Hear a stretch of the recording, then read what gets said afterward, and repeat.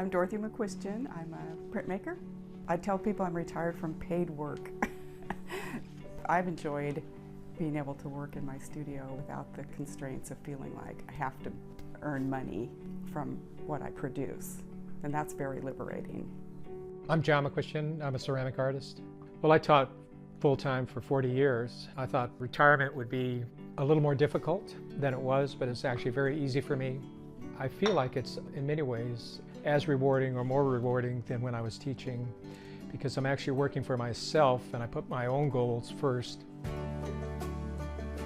You wouldn't think that a printmaker and a ceramic artist would be able to work in the same building, but when I first saw this, I told Dorothy, I said, that building is too nice to have a potter's wheel in it. But I was getting out of throwing anyway, and I like to work in a very clean manner.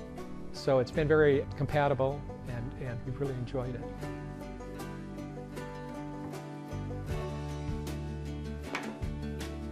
Well, we met in a ceramics class. Doesn't that sound a little bit pathetic? And we didn't know each other very long, and we decided we would get married. And much to everybody's surprise and chagrin, I think.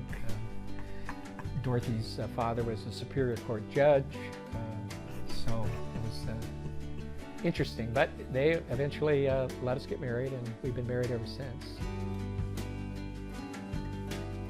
The way we collaborate the most often is bouncing ideas off of each other. A really good example for me is I was working on a book that I was very frustrated with. I showed it to John and I said, well, what do you think? Am I on the right track here? Does this seem like a good idea? And he said, oh yeah, this is a great idea. I think you should keep working on it, go for it. And I think if he hadn't have said that, I would have quit. And that book ended up winning an award at an exhibit. So we really do help each other.